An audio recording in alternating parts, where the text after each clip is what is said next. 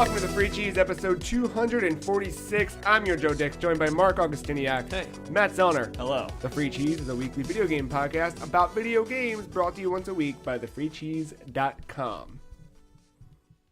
Yeah? Dude. Why not? What are some weird ones? Not org, not. Oh, there's so many weird ones. Is it like IO or die? IO's mild compared to some of the shit you can get. Because I get all those emails from the company that we register the website name. I have several domains. I think we've talked about this before. I have a lot of good ones. I don't know if I should say them. Is it like? I wouldn't. Yeah. I wouldn't. There's some good ones that redirect to thefreecheese.com. Is it like? Was it like wild.dirty? I'm not going to confirm or deny if I have wild.dirty. It's definitely not the perfectpicturemovie.com. Perfectpicturemovie.com. That's a whole new world. So before we started recording, I introduced all of us to it. Because I smelled it, you know? I had a taste from afar, but I didn't really dive in. And then we all dove in today. When I was at the flea market a few weeks back, as you do, Tyler and I saw, and Tyler knew, I really spiked the mic on that. Sorry, Mike. Tyler knew about it already, which I found surprising. But, I'm not surprised. Anyway, so there's something called, we know Hollywood in America, and then there's Bollywood has come to fame. There's Nollywood, which is Nigerian Hollywood. Because I turned around. Remember I think I talked about it on air when I was digging through the bin of cables? Mm-hmm. So I'm digging through the bin of cables, or while I was waiting to dig, really, because other people were digging. Turned around and there were these like fucking rows of movies that just, it looked like someone shot it like and then sold, like the people at the flea market were like, you guys want to hang out in the backyard and shoot some movies and sell them at the flea market? Because that's exactly. I've always seen like clips online of like stuff, but I never knew like what the genre was, what to label it as. I thought it was just home movies, honestly. Yeah, no, it is. So Beyonce versus Rihanna was the one that I saw at the flea market, and that's the one that led us down this tasty rabbit hole. Yeah. It's so good. It's so good. Machine guns and everything. Drugs, sex, the word art lies, alone. Prostitution. So, hold on. You did not actually physically see these movies. We watched the trailers. 2-minute trailers. Yes, which is, I feel like all you really need, but also maybe not. Well, the movie's probably 3 minutes. So. I don't know, man. Beyonce versus Rihanna looked like... I love that they use actual Beyonce. Was it Beyonce or Rihanna? It was their actual photos for the cover. No, it wasn't. No. That was just one of the other Google Images things. Big image, thank you. Let me pull it up for you. I'll get that... Because there was a guy down at the bottom. And yeah, now we don't know who he was. Yeah, we were debating whether or not he was Jay-Z or Chris Brown. I thought they took actual photos. Whoops, don't want that. Nope. Not. Sorry. Machine gun. I was in the Bing video search results. So here it is. This is the movie cover. Neither. Oh, yeah, you're right. Beyonce nor... Yeah, I probably was looking at a different one. Actually, because it was the one where it was like their faces were split down the middle. Oh, yeah, no. That was actually... This says that the only way to stardom is talent. Oh. Yeah. Is that a mistranslation? No, the only way to stardom. I thought you said start them. Stardom. Stardom. That could work too. Maybe. I don't know. But that one trailer would not stop repeating Wild and Dirty. Oh, yeah. Wild and Dirty looks like another classic Nollywood film. The word art in that alone. There was so much. The stuff, just a lot of text flying at the screen with expletives. Flashing. Yeah. Machine guns. Machine guns everywhere. Machine gun sounds. Trailers used to do that. Not that part, but like keep saying the title during the movie. Back in the day, like old horror movies. Yeah. Yeah, like grindhouse stuff. Mm-hmm. All right. Don't. It's one way to sell your movie, I guess. I'm intrigued. Thanksgiving. I mean, it works. Yeah, like the words in your head now, whether you like it or not. Sure. I guess so. How's your guys' week? Better now. Because of, yeah. It's busy. You saw a movie or two, or maybe the same one twice. Yeah, that one. Yeah, same one twice. Yeah, that's what happened. I saw Infinity War. Do you like it? I did. Yeah. I usually like throughout the years of like Marvel movies, I've kind of just like started losing interest more and more. It started beginning a little like Formula. Whatever. Formulaic. See, I was gonna say that. I wasn't sure. Yeah. So I was like, okay, well, and I ruined it for myself. Like, I kind of predict what's gonna happen, and then it happens. I'm like, oh, okay, good, fine. But this one kind of turned that around. I didn't know what to expect, and I thought this one should have happened like Avengers 2. Like, this is how far ago I feel like it should have happened, because of the end of Avengers 1, how they were like teasing that. I was like, okay, so I guess Thanos will be the next one they fight. All right, let's get that out of the way. No, they waited a good while. Was it worth the wait? Or do you feel like they waited just long enough, or too long? I would say too long. It took 3 phases, but at the same time, it's whatever. Like you don't really think about it when these other movies are happening, so it's not that big of a deal. I'm glad it finally happened. It's getting at that point where it's like I am with E3, where it's just I don't know what to expect anymore. So I like that factor of it. It's good to be surprised. I like that the movie. There's so few things we can be surprised with these days anyway. Yeah. You know, like everything is...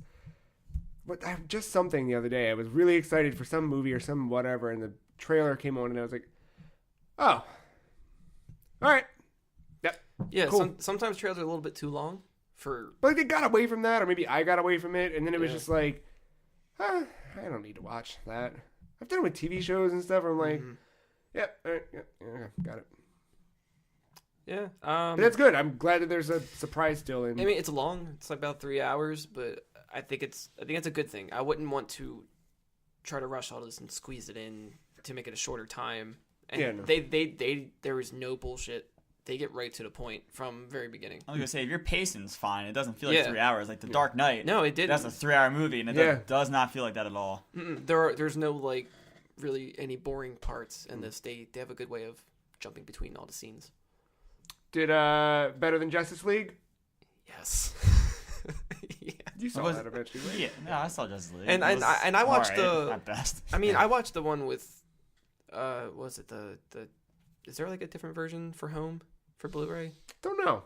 There was for Batman Superman. Maybe that's what I'm thinking of. Actual Justice League, I think it was just the one cut. Unfortunate. Which is still the best DC film. No, Batman Superman? Wonder Woman, then Batman v Superman. Current DC or like... current DC. Oh, okay. Because Dark Knight still... Oh, yeah. Yes. Some would argue Batman Begins. No. Dark Knight's the best superhero movie, period. Cop movie with superheroes and a great villain. You could have transplanted Batman for John McClane and the Joker for Hans Gruber or other... Stop trying to make the Die Hard trilogy like a thing again. It is a thing. It's coming back, man. Die Hard trilogy You're the only one talking about it. McClane's son strikes again. I don't know. Are you going to do the Late to the Party thread on Reset Era for the Die Hard trilogy? Speaking of cops, I watch Happy. Oh, yeah. The Grant Morrison thing. Is it good? Yeah. It's sci-fi. That's a good show for sci-fi. Is it Christopher Maloney? Who's the... Is that his name? I don't know, that guy. I just know him as the dad in Kick-Ass, Chris's dad. Don't remember anymore. Oh, Red what Mist. the fuck? What'd you think you were going to get when you typed in Happy? I don't know. I didn't expect a giant picture of a minion. What in the fuck? Because Happy, the goddamn song by Pharrell. That song is one of the worst things that humanity's ever produced. Period. It's not that bad. It's not that bad. It's the fact you heard it 30 times in one day. No, if I heard it once. Don't challenge me. Do not. No. Machine gun sound effects. Machine gun sound effects. Wild and dirty. Yeah, Christopher Maloney. Yeah. That guy. He was in Kick-Ass? Yeah. He was the Red Mist's father. He was like a mafia lord, whatever. Was he the bad guy? No, dude. Yeah. That was I'm pretty sure it's the same guy. No, that was the guy who played Sinestro. Isn't that all the same guy? Nope. Different dude. Wait, show me a picture. This is Christopher Maloney. Oh. And the other guy was Mark Strong? Is it? Well, then they look the same to me for some reason. Boom! Yep. They look the same to me. That's the Kick-Ass. So he's also in Kingsman, Mark Strong. Yes. Correct. He is in... What is he in? Wet Hot American Summer. Law and Order, SVU. And that too. Okay. Yeah. Okay. So he always looked familiar. obviously. To me, And he was just never on knew his name. Oz, He's been in a few things now. But yeah, Man of Steel. Grant Morrison's actually one of the, I think, producers on the show. Yeah. Patton Oswalt voices the imaginary friend Happy. Right. It's pretty good. I think I like read it. the first issue of that, maybe. I don't know. Grant Morrison's. Cause I didn't know what the comic was, so I saw the cover. I was like, I remember them advertising this before it came out. Yeah. I think it's under Vertigo. That sounds right. Yeah. Yeah, that was cool. I'll figure it out. Matt? It's alright week. I was busy. Yeah, it's been. I was busy, like not even like work busy, just like social life busy. I just mostly been work busy. Like I didn't have a lot of time just to play video games to myself. You know, I was Video I games. was watching hockey. I was hanging out with the girlfriend. Those types of things. Huh. But yeah, nothing special. Hey, Per usual. What about a you? week is a week is a week. Outside I don't know. of Nigerian movies. Well, I mean, there's not much outside of that when it comes to life, but made and ate a whole lasagna this week, so that's kind of top of the list. At what point are we going to reach out to Stouffer's for a sponsorship? I already have. Oh. Got denied. One day. My week started out just fantastic. Monday night, before Katie was leaving for her flight, Oswald is upstairs hanging out with her, watching her pack, and then runs down to me. I was playing some video games, and he runs to the corner of the couch, buries his face in the corner of the couch, and screams. And I was like, well, that's not normal. And I was like, maybe he just, who the fuck knows? He's a weird boy. We're all weird boys. Maybe he's just being a weird boy. And then he's like on the floor rolling around. He's basically like doing backflips and rolling around, just like screaming, like sporadically. Just, his Like rolls yelping. are, yeah, his rolls are punctuated by screams. And I'm like, this seems bad. I don't know what's happening. And he had done this before when he was a puppy. We took him to this doggy daycare, and he fucking loved it. And they loved him, and it was great and whatever. So we were excited to take him back again, and we did. And the first time we took him there, the drive home, he was just dead. Like, so exhausted because he got to play and fuck around. They gave us a little report card that had a picture of him smiling and having fun. It said that he was a wrestler, and he loved wrestling with other dogs. Like, that's I'm the in dude, wrestling, right? Yeah. And the second time, he was like, just like yelping in the car and doing weird shit. And we were like, what the fuck is going on?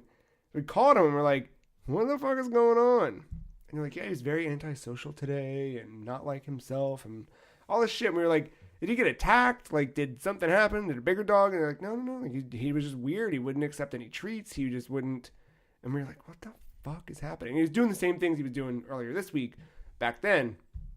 It turned out that time he had swallowed a whole tennis ball without us realizing it. He'd chewed it, not like a whole ball. It was one of the smaller ones too, but he broke it open and ate it before we even realized it. Jeez. Once that came out, back to normal.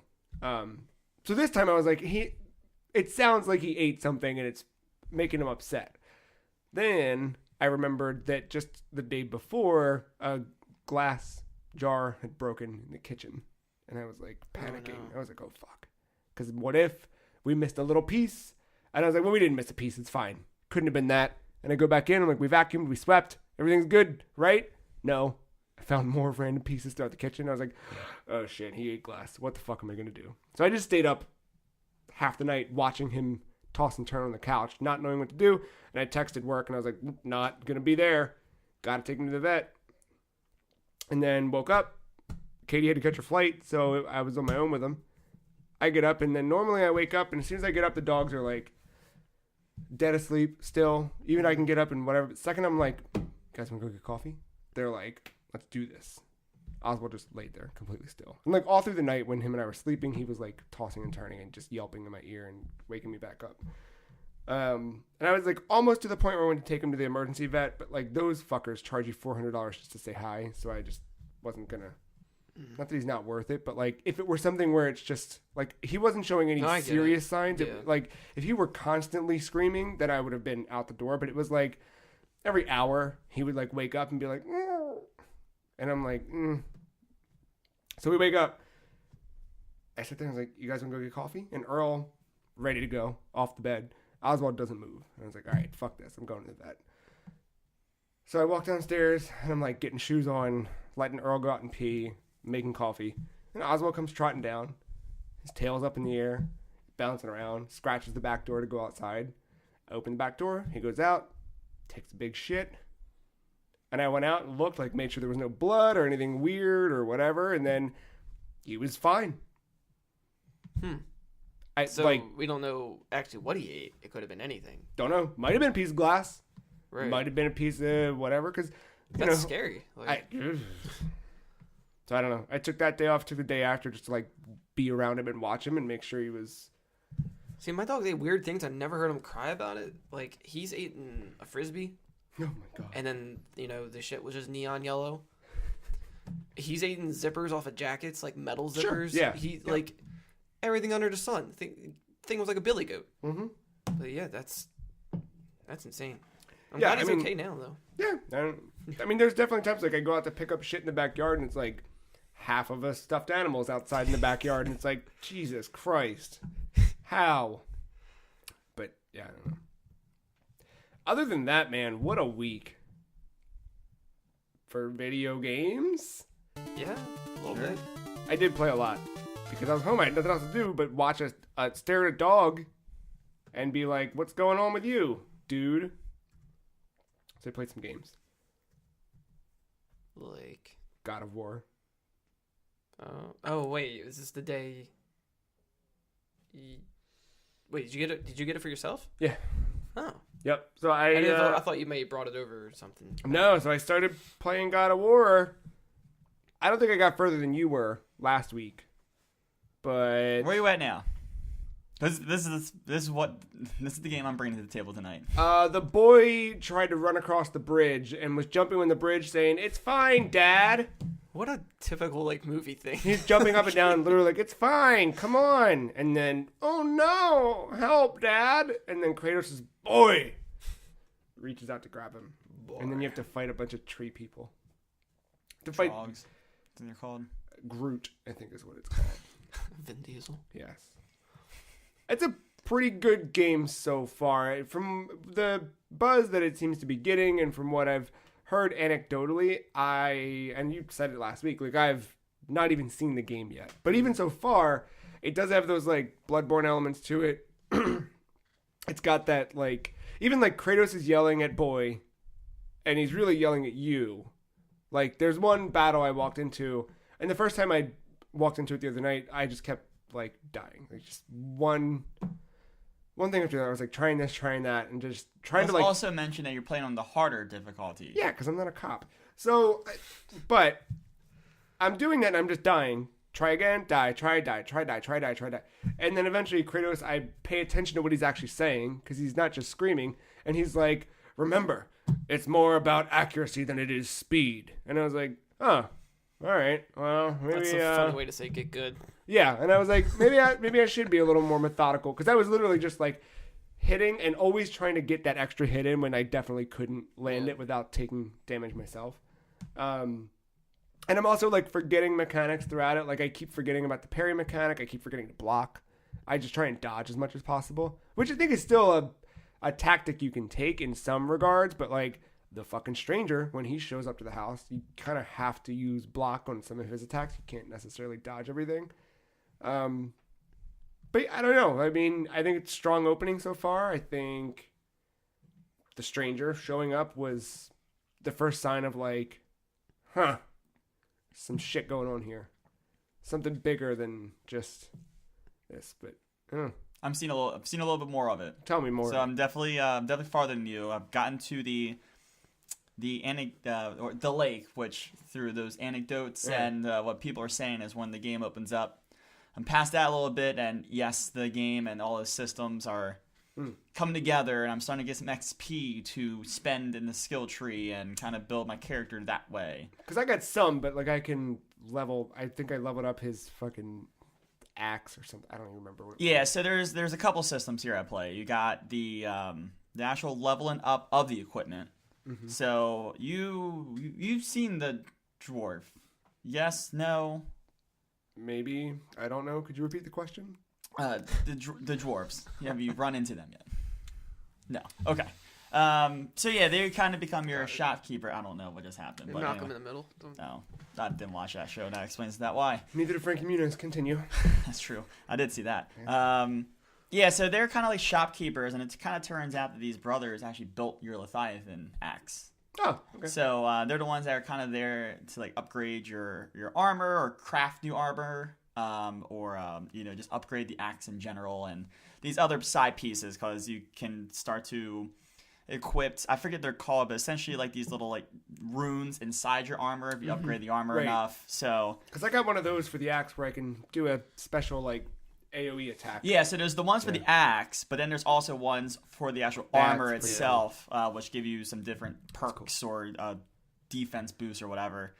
So there's that, and then there's the actual skill tree, which does a variety of things.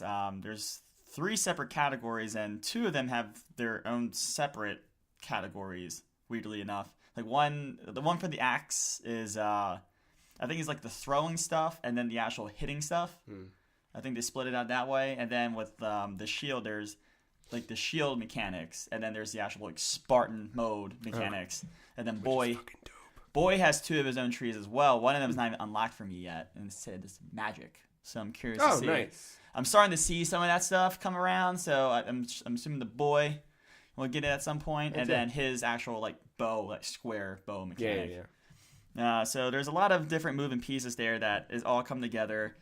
I'm definitely starting to run into enemy types where I have to remember, kind of like the stranger, like you have to remember the parry. Right. I'm dodging a lot more, and I've myself have become a little bit more methodical with instead of just spamming R1, R1, R1, R2, which is that's the combo. That's a combo you can get in the upgrade tree. Yeah. I've like a swing or two, have the boy stun him again, so that way he doesn't dodge away. So a lot of pieces that work there. I now know what Norse mythology is now. I did not realize that Norse mythology is literally just Thor. Oh, yeah. No idea. I just put all the pieces together as they were talking, as Kratos was talking to Boy about Odin. Thor and Odin and Midgard, and there's even a mention of Ragnarok. At some point, I was like, oh my god, this is the Avengers. I don't even need to see Infinity War. I can play this game. You got it right here. Where's the Incredible Hulk at, you know? He's coming. Yeah. Final boss of the game. That's Kratos. Oh, yeah. Nah. But he's gray, though. Oh, isn't there a gray Hulk in that really bad Hulk movie? It was really bad. Well, there was the comic Gray Hulk, or Hulk Gray. Or Gray. He actually had a name to go by, but I forget the name. It's like... What are you talking about? There was a really bad Hulk movie. It was that first one. He was gray in that? Oh! Yeah. Oh, Ang Lee. You're talking about the 2003? Or the 2008? I'm talking about the first one. Like the 2003 one, I think. Yeah. Eric Bana? Yeah, that's his name. Yeah. Yeah, it was a bad movie. I think there was a gray Hulk in it at some point. It wasn't... It was... Take back what you're about to say. His dad or whatever. It was not the Hulk. They took some liberties with... Hulk doesn't get bigger, he gets stronger. That's the big thing. Got it. Well, it was still a bad movie. Anyway, moving on. It's 2003. So yeah, I now know what that is. So I'm a little bit more invested in the world now that I kind of have a more of understanding. But the game also does a really good job of world building, both with some of the secondary characters you're bound to run into, and these little scripture things that you find. They look like little cabinets throughout the world, and you open them up and they tell a story. Yeah, I found one of those so far. And I've found like 3 or 4. Yeah. And Kratos opens, he's like, "Boy, what's this? Read." And then Boy goes on to say like, "Oh, Thor was in a battle with what seemed to be the great serpent, the world serpent, and then blah blah blah. It seemed to be a stalemate, and an inevitable war seems to be coming again." Which all right, I get that. That's cool. It applies to what I've seen so far. So I'm really happy that, I now know what that is. That's making me more invested in the world itself. This does have a lot of that Bloodborne stuff. Like, if you're looking for another one of those, this is definitely... It's not the same. Like, I don't want to... But it's got that... It shares some vibes. It's like because a lot of the story stuff so far for me, you could completely miss it or take it or leave it, or you know what I mean? Like you could, half know what's happening because you're more focused on what you're doing versus what the world's showing you, and but the combat of just like The story picks up. Yeah, I assume it will. So like, I was starting to get a little dry on the whole boy. Like I was all right. I was like, all right, man. You're not ready. I don't know. Boy. I don't know what this turns into. But then, essentially, just there's that realm piece to it. So you're not just going to be a Midgard. You actually do switch. You do have the ability to go to other realms. Like what? Like other Nordic shit? Or are you going back to Greek shit? No, you go back to other Nordic shit. I think. Okay. So, but like it's just different. It's like, oh my god, I don't want to compare this to fucking the Avengers, but essentially, Thor can go travel back to Earth through that thing that's the key. The guy with the sword. The Bifrost. Yeah, the Bifrost. Yeah, that's literally what it's called in God of War. But yeah, it's the same idea as you have an active Bifrost and you can travel to these different realms. So I finally got to another one. I did a whole story beat in there, and it got good in there. It got really good in there, or at least different. But I thought it was well executed. I'm enjoying it, dude. It's a good time. But yeah, the combat I think is solid, especially now that it got some more skills, especially with throw my axe and shield parries and stuff like that. What's his rage mode called? Is that the Spartan mode? Spartan mode, yeah. Yeah, that part sold me on the game. I still need to get it. And there's you just don't go around punching or doing the R2 slam. Like there's different combos and stuff you can slam on with that too. So I'm very. It was good. There's different ways. Like the big battle I just got through. Like instead of always taking on all the dudes and beating them down all the way to health, I just lured them over to a cliff and then hit them enough with the heavy attack that they all went flying off the cliff and died. Like there's different tactics you can take depending on the environment and the enemy, and or you can go for a stun approach too, where because different, like if you hit enemies into other enemies, instead of that like hitting hard as far as the health bar, it really hits hard on the stun meter, which you can go up and just hit R3 and rip them you do like a fucking glory kill basically. I always see people like freezing an enemy and then kicking them and their frozen body slides into a wall. And... Yeah, I did a bunch of those too. Yeah, it was like the other thing is like hitting people from behind, hitting enemies into other enemies, or hitting them into a wall. Like that inflicts heavy stun damage, which encourages you to go up and hit R3. And they do like a red glowing thing. You know the it's UI tells fucking you. Glory mode, dude, or glory kill, straight up. The Doom ones were better, but yeah. But this gets jumped. Although there is one where like someone has literally like a trident. There's like a trident enemy kind of thing, and every time you punch him, you steal his thing, knock him back, and just throw a trident right through his chest. And the first couple times you do that is pretty cool. Then after you do it 30 times, you're like, all right, I got it. That was the thing about the Doom stuff, is like you never got tired of it. They were like just long enough where it was like and then if you looked at a different body part when you did it, you got a different animation. No matter what you do in God of War, it's going to be the same. It just depends on the enemy you're facing. Yeah, that's a good game. I'm really happy with it. Yeah. You said your friend texted you and said game of the year? Yeah, it's going to be... Yeah, Nick, I mentioned him on the podcast. He texted me. He said that it's probably going to be his game of the year. That's wild. I can see that being up there. Until Mother 3 comes out, but, I get it. But no, so far I'm sharing similar feelings with him about this game. So really good time with it. Did you get anything else this week? Not really. I didn't play much. I wanted to play more God of War than what I did. I feel like I only played like 4 more hours of it this entire week. Oh, yeah. So I just been watching hockey. The Caps they won the round, and now they're immediately back in trouble again in the second round. So, but yeah. Give it time. Yeah. But yeah, no, that's what I had to bring to the table. So back to you. I finished up Halo Wars. Talked about that one a little bit last week. Thanks. I'll give a little clap for that. Thanks. It's a hard game. You showed me that level. Did I show you the one in 1 or 2? I think it was 1. It was the wall. Or, not the wall. Yep. It was that laser. Yeah, fuck that. Yeah. And that game is nothing but the campaign at least is a big puzzle. It's just like every stage is a different puzzle. How am I going to solve this puzzle and put the pieces in the right spot? And there's different ways you can go about it, but there's usually a few right ways to do it, and one that's really like optimized. That's how I felt about Into the Breach. Yeah, it's like you could do this a couple of different ways. You should probably do it this way for the less stress, but there's also ways to do it where you'll get that good reward of like, I don't know if it's going to work, and then it works. But every stage I remember being in it and being like, cool, fuck this. I'm not going to play it. I don't care anymore. And then I'm like, all right, well, hold on. What if I just... And then it all comes together and you're like, oh, shit, that's so good. I'm ready to do another one. What the fuck? Just that for 15 rounds. All the way up through the final round. But it was good. It set the stage leading into the whole Halo pantheon that we know, at least from the game-wise. Like, I haven't gone into the books or the... Right. Yeah. You said this takes place like during like Reach or right after Reach or right... I think it's before... I guess there's really not a period of time between Reach and the first one. I think it's... Because there's no Spartans, right? There are Spartans. There are Spartans. Okay. And that's what's kind of interesting. The...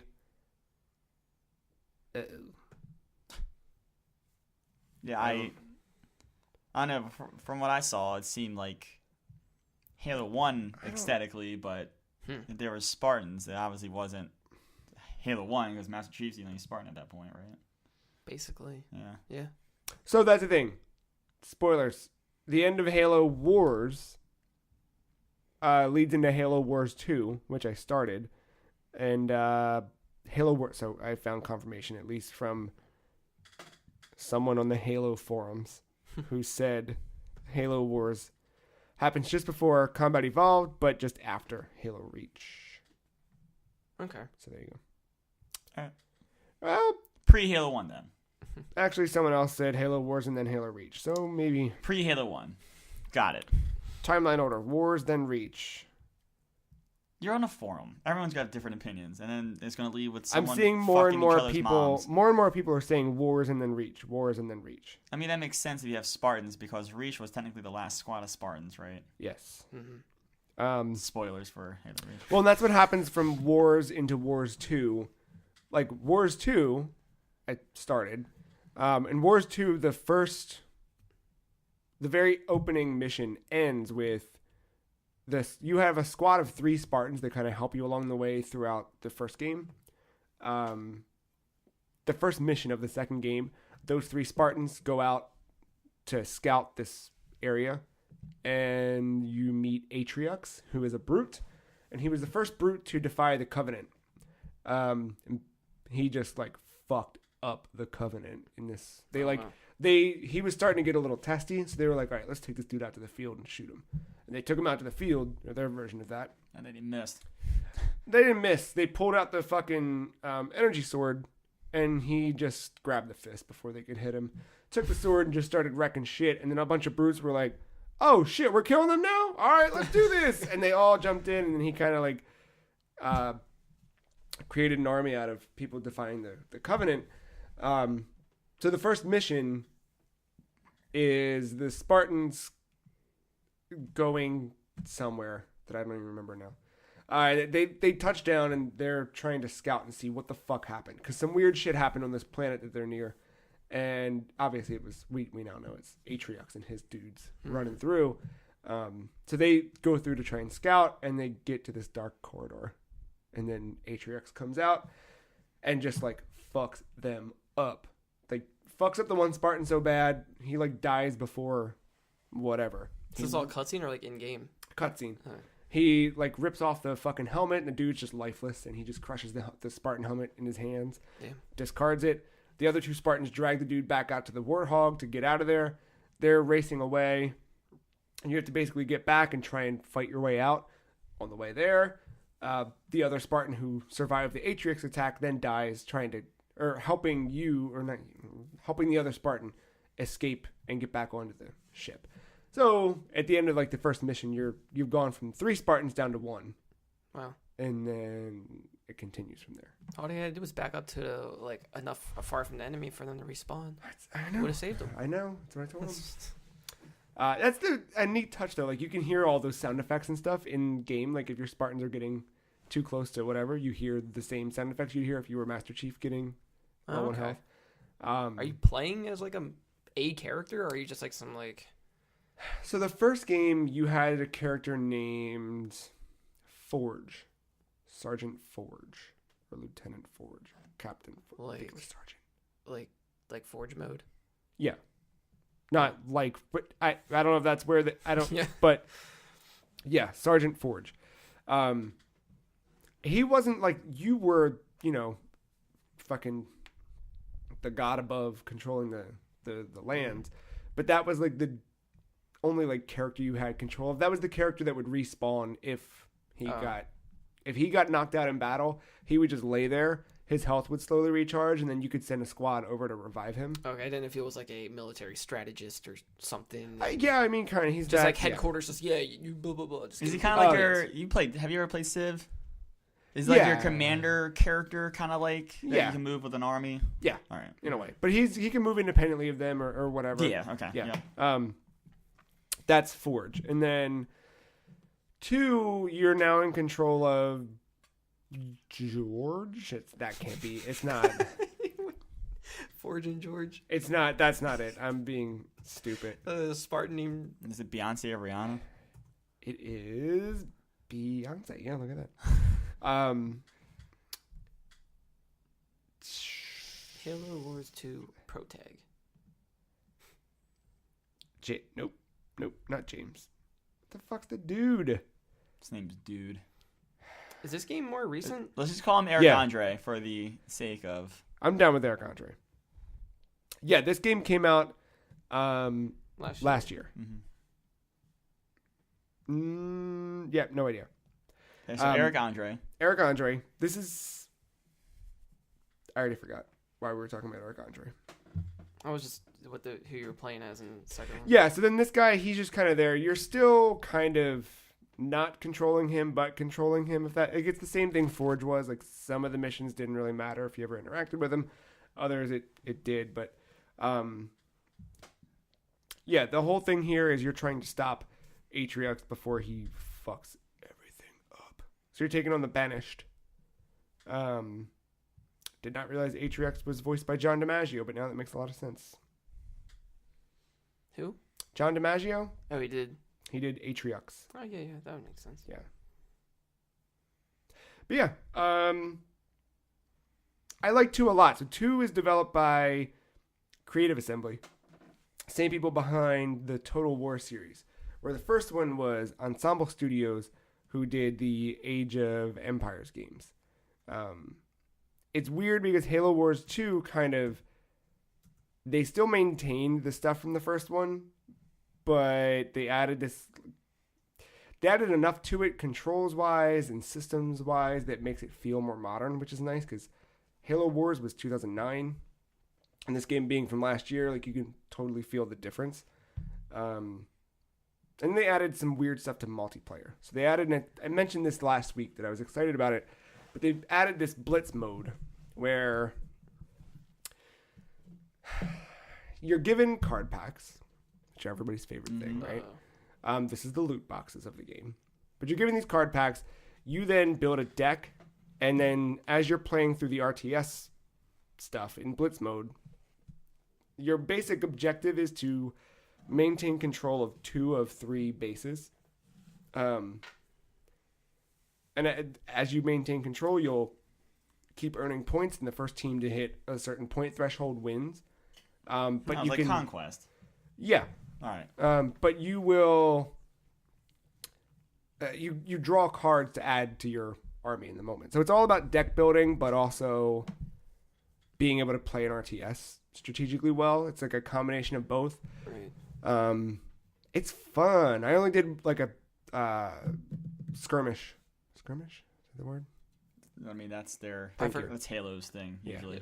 Yeah, I've heard skirmish. Scrimmage. Scrimmage. Right? Quidditch. Grimace. Skirmish is what is Halo's word. Yes, skirmish. I've only done one of those against like the AI for the Blitz mode just to try it out and see. Have not gone head to head with somebody yet. That part I'm afraid of. But I did do regular online multiplayer against the AI, where it was me and 2 player characters fighting 3 AI opponents. That was the most incredible hour of my life this week. It was just so, like, I was firing on all cylinders. It felt so good. I start off, each of you has a base at the bottom of the map, and you have to just slowly stretch out. I mean, RTS style. You're just filling in the map. Right. Take over this, command do this, posts, upgrade this, level up these, move these here. And then just, like, coordinating an attack with 2 other strangers. Just all fuck. Sounds like a MOBA. It was a little MOBA-ish, but it was a lot of fun, dude. I didn't And want you to ruin this surprise. I wanted to really dive deep, and then 2 weeks from now, I'd be like, dude, you're ready for Dota. yeah, but this is better because it's got Halo in it. Oh man, Debatable. dude, I'm all in on the Halo. You know, and that's the thing is like after playing through all of those games already this year, I was like, yeah, Halo Wars, and then I was like, I don't have the energy to stay in this. And now it's been enough time, like 2 months, where I'm like, yeah, I got the energy for it. Yeah, what do you do after you beat this one? Hopefully I beat this, and then we roll into E3, and they're like, what's up? But honestly, like, Halo Wars 3. no, I don't think Halo Wars 3, but I'm ready for the next thing in Halo. I also this week played a bunch of Halo 5, just dicking around with Warzone, and some random whatever matches. I tried doing ranked stuff, but none of the ranked stuff would match make. But they are changing their season this week, so that might have been going down as the other one was coming up. Maintenance on servers or something? Yeah, might have been caught at a bad time. I did play a lot of the Master Chief Collection, though. Still not updated yet to that new dedicated servers and all that stuff. I usually, I'll start matchmaking, and then I'll leave the room. Right. Come back, and then, oh, there it is. I was going to say, still not done. Okay. Sometimes it's not done. Yeah. But, But I played a lot of the Halo 2 anniversary maps. Just fucking around, getting good at that again. It's a little weird jumping between 5 and 2 because the controls are different. I know you can change it, but that purist in me is like, right. I should not change it. It's Adapt. Yeah. Does it still do do you still get to pick a map and you can veto it if you want, then it picks another map?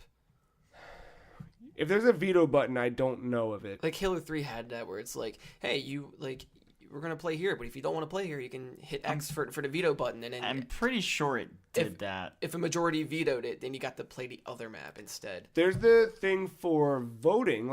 It'll queue up 3 things, and you're like, do you want to do Griffball on this, Slayer on this, or random? No, it's usually a third. Oh, there's a third, okay. And it'll be I guess I'm just Slayer speaking for battle rifle. Yeah, I think I'm just speaking for Team Slayer. It was like...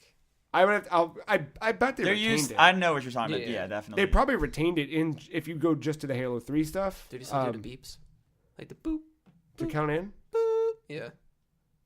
And then That sounds right. And then They have to. And then when a match starts, you just hear Slayer. Yeah, Okay, cool. Because I think of Ben every time I fucking play Halo now. Well, it's him. Yeah. Duh. Yeah, I mean... I didn't know Eric Andre did the voice. He did, yeah. Whoa, almost lost the mic there. Yeah, a little bit of God of War, but a lot of Halo Wars. And Halo Wars 2. And Halo 5. And Halo... A lot of war going on. You know what? I forgot I did something this week. You bought an Xbox? No, I didn't buy an Xbox. I You did didn't- hook up a console, though. You didn't forget. I hooked up my PS3. Ooh, for what? WWE 13. Oh, dang. Did you get in? I played a little bit of it. I probably played about an hour or 2 of it. Now, that's the one you've been going on about because it has the Attitude Era, right? Yeah, it has yeah, it's pretty much a story mode, and it's cool because you actually play the matches, and then in the matches, it actually does the cutscenes of actually what happened in engine, and it's usually some QTE stuff. But remember, this is back in 2012, 13, so Yeah. But yeah, I did they segmented out the Rise of DX, Stone Cold, The Rock, and then the lead up to WrestleMania. I think it's 20 is the one that has Stone Cold versus The Rock as the main event. I did the Stone Cold segment. I forgot what a decent wrestling game feels like. I thought you were going to say you forgot as a joke saying that you were just playing Fortnite or something. No, oh God, no, not yet. Anyway, Shaking his head over Joe's it. face. Oh God, could you imagine if I started playing Fortnite as face, and if I said I played Fortnite and Dota in the same week? Oh, God. Do it on the think week my- of E3. Oh, that's good. Let's try to fight those feelings. I think my beard would fall off. But yeah, I sent you guys a picture. So a little anecdote here. Back in the day, my senior year of college, when I got this game, we were just drinking, and I created characters purposely for my roommates and whoever else was over that day to pick. And we all decided that I was special guest referee as my own character. Yeah. A 5-man or 6-man Hell in a Cell match. And I made a handful of characters just very randomly, and I saw the pictures of those characters. You guys just saw the names. Yeah, Right. yeah. The names were top notch. Yeah, all on the spot. It's impressive. What do you call that? Improvisation. Yeah. So I saw those characters. I actually saw the pictures of them. I laughed, and I was like, "Oh, we have a video because our SmackDown one was vetoed." Yeah. And I don't know. I don't think it's just worth it to edit out all the Hell in footage. a Cell. Going to hell. But we can actually do a Hell in a Cell Going with to multiple hell now. people. Hell in a Cell. Yeah, you're right. You're right. So. I thought they were references to Avengers. when No, I saw you the would think. names. Well, maybe. I mean, but you have Black Panther. I will sneak peek. Black Panther looked nothing like the Avengers Black Panther. So. Okay. Yeah. And empty. There's 2 empties. I like those characters. Like that. No, the those name are of just that. empty slots. Don't tell me. So yeah, you're gonna have essentially character 6 name, to though. choose from. I'm liking I'm this gonna, one. I'm gonna. Oh yeah, that's probably my proudest one. To be completely honest, Okay. number 7, El Bandito Legs. Okay, I wasn't sure if you wanted me to say the names. We can say the names. Okay. The one I'm gonna end up deleting. That's something from my past, but we're gonna move on from that. Old Man Vet. Ooh. Captain America? Is that what? Dude, This is the Avengers. You made the The Avengers. tree? Is it Vin Diesel? Dude. dude, wait till you see these characters. Yeah. But yeah, coming soon. A WWE 13 video where I unleash these characters to the world. And who knows, the Sean WWE Bean? might be inspired. Some of them are physically possible, I'll tell you that. There you go. I mean, that's what you think, but with your imagination. Nope. All There's right. one I know for sure that is physically not possible. Hey, you can't be a tree. No, you can dress as a tree. You just wear just a bunch of leaves and twigs hanging off. You can definitely dress as a tree. Ghillie But there's one. It's gonna be really hard Scrotum. for Vin. That could But be yeah, possible. I Yep. figured I'd mention that because I actually enjoyed playing 13 more than 2K17. Not They're- a surprise there. They're actually similar mechanically, but I just feel like the pacing in 13 is faster than 17. I want to save that clip for when Final Fantasy 17 comes out, and we just take. I enjoyed 13 more than 17. I love you. Thank you so much. Actually, Oh. audio Well, documentation. good Yeah. news is we got 25 years until 17 comes out because we have about 10 years till 7 Remake comes out. So You know what's fucked up, though? I bet you, knowing Matt, he might actually say he likes 13 better than 17 when it comes to... that's very true. There is. And he might be saying it as like, look, I hate 13, but I like 13 better than 17. That's how much I hate 17. Mark, what'd you get into this week? Well, I was gonna try to play some computer games, but I decided to clean my computer instead. Something I think it's my Like power actually, supply. get in there. Yeah, like blow some dust I out? took it apart, got all the Nice. dust out of the fans, everything. Because I was taking apart my older computers, Yeah. and because I forgot one of them, I took the hard drive out of, and another one I didn't. And that one has 2 hard drives. I guess one's like a backup thing or something. But I want to take that out because I wanted to know if there was anything on it, and the computer itself would not boot up. So I was like, maybe I can use my current computer and switch to hard drives or something if it's that easy. Yeah. But Just but the wires weren't coming out. I don't know if I'm doing something wrong or right. I don't know if I actually have the proper wires for this hard drive. I don't know. I was hoping there was like an easy. I hope there's a wire out there where I just plug it in from hard drive to USB. SATA SAT SATA cable. Yeah. That goes right to USB or something and Oh, I just don't know about that. read it. I don't know because like you see these portable hard drives that exist. That's right into USB, right? Like Yeah. I want to find a wire that does that basically, but I don't know if that exists. Anyway, couldn't read it, so I started to continue cleaning my computer because my fan is very, very loud. The power supply one, it just every like 5 minutes it will just do that, and I finally got all the dust out. It was a lot in there, and it still does it. So I don't know. Maybe it's just not powerful enough. I don't know to run everything. I don't know what it is. Speaking about running loud, I forgot to ask Joe, how's your PS4 cooking when playing God of War? Dude. I turned it off and started watching something on TV or switched consoles or whatever. And like literally 30 minutes passed and it was still breathing. Well, when you say off, like actually power off or sleep mode? Probably rest mode. Yeah. Did you have the orange light still? Probably. Yeah, Even sorry, still. Fucking fans. Anyway. Sorry. Yeah. No, that was... I'm upset that you did not get that to work because I love discovering old fucking hard drives. Because I don't and know if I being have like any old art on there or, viruses. So, yeah, man. We'll see. Like, what did ransomware from 2006 look like? Don't know. Yeah, and I forget how old this hard drive is. I think it's from like 2011 Dope. or something. So yeah. There's got to be some good shit on there. Yeah. Porn and your tax return right. folder. It's labeled 1999. Exactly. That's it. see what kind of that's on there. What I was into. No, Whoa, so that's always fun. I decided to go to the App Wild Store. and dirty. Yeah. So I decided to go to the App Store on my phone.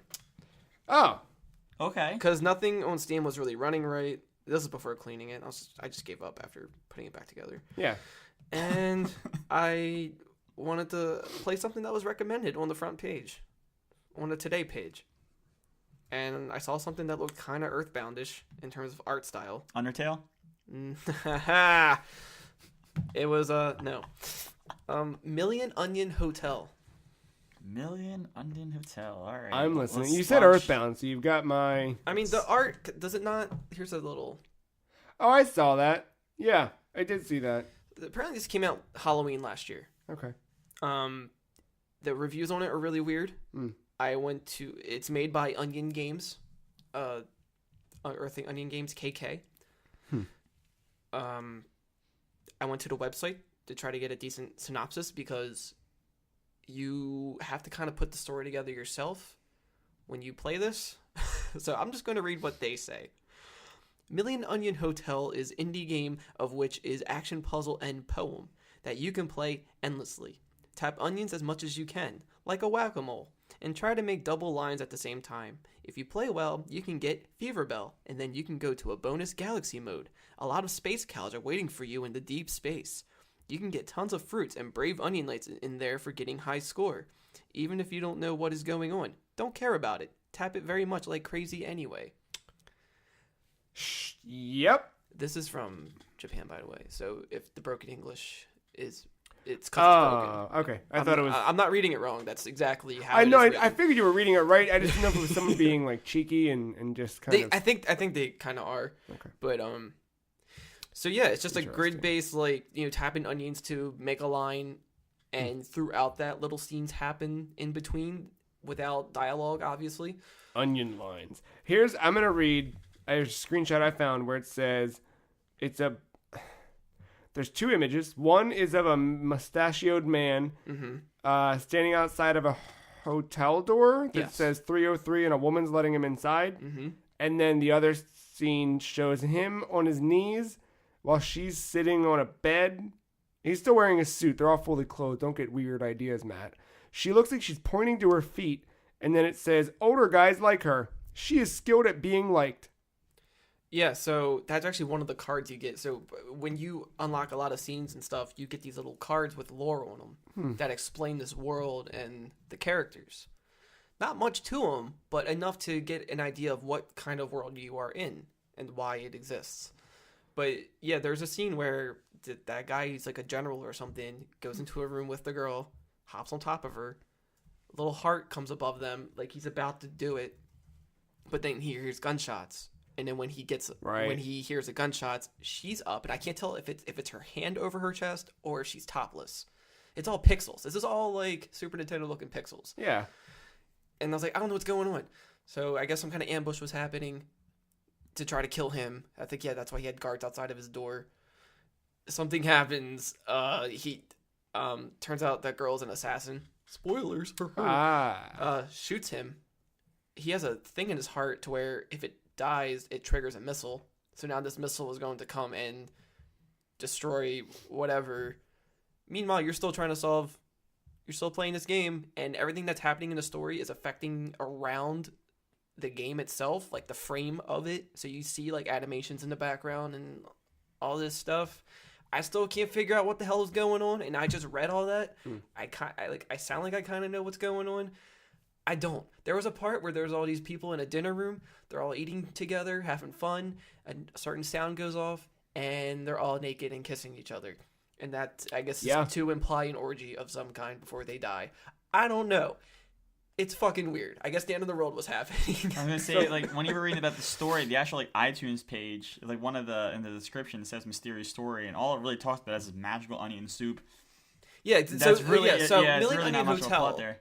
There's something special about the hotel. They have a nice onion soup apparently, and nobody can describe the taste. And because it's just so good, they don't have words for it. And whoever tries to taste it and come back and talk about it, they end up disappearing. We don't know what happens to them. And yeah, this is a Japanese as fuck game. I'll say that. So and their whole website is in Comic Sans. Oh, and the mobile version isn't. And every blog post says, "Hi everyone." A picture. "We love pixels. Do you like today's picture? Thanks. Onion Games." And that's literally every blog post is a random screenshot. "Do you like today's picture? We love pixels. Thanks." Yeah. The game was $3.99. $3.99. Yeah, and there's no ads, there's no bullshit. It's just straight up. It's not a. Excuse me. Yeah, it's a phone game, but it's more like a game for your phone. If that makes sense. Do you? Would you recommend it? Like, you're in it, so I feel like you're gonna see it through. I made it to the very end, but I couldn't beat the final boss because I ran out of time. Huh. And I don't know if I want to go back through it again. It's kind of like an endless kind of game where you can keep going, like Tetris, but there's boss fights in between. I don't know. So you saw this to the end. How long? Approximately. Like under an hour. Oh, all right.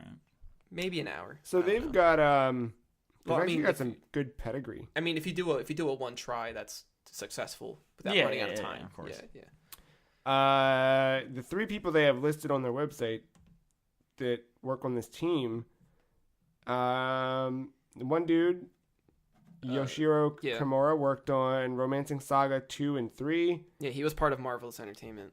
As well as No More Heroes, No More Heroes 2. Chulip. And Rule of Rose. Yep. Which seeing Chulip, I was like, everything makes sense now. Because that game is just as wacky. If anybody's ever seen or heard of Chulip or like watched videos on it, like... The art director worked on character design for Super Mario RPG. Little King Story, did monster design on that, among others. And then the game designer worked on Rule of Rose, Harvest Moon, Tree of Tranquility, Little King Story, Shadows of the Damned, and Lollipop Chainsaw. He was the director on Lollipop Chainsaw. Yeah, it's a very wacky game. I think it's worth playing, but I don't know about the replay value. I'll bite. That's the only thing about it. I guess you could call it a Marc game, but I don't even know what's going on. Yeah. Like, I do like playing it. It does pass time. I don't know how much longer I'll be playing it. I'll take a bing at it. That's the only game I've played. I like it. Yeah. I like it. That's gonna be my E3 shirt. What's that? The No Bing Zone. Oh, I don't like that. It's real big. I don't like that. It's on my back, sponsored by Bing. I had an idea. Powered by Bing. I had an idea for the E3 shirt. I don't know if we should. I just gave you the idea. No, better than that. We can talk about it on air or off air. It's up to you. But I got an off. idea. Oh. Okay. Keep it a surprise All right. That's fine. for them. Well, we got stuff to talk about. Nintendo had a financial fiscal year results. That's a big one. Stuff happening with Dark Souls on PC. Stuff happened with that H1Z1 game.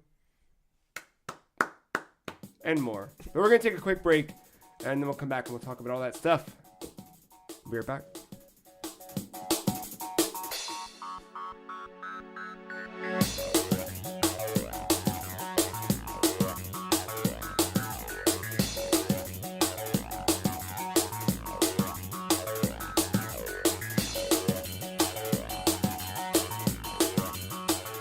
I thought we were going to be okay until we started doing that again. Matt saying happy during the Oh. break. Ladies and gentlemen, welcome back to the Free Cheese 246. Where I'm now mad at Matt for the rest of the Supposed to episode. make you happy, not No, fucking no, sad. no.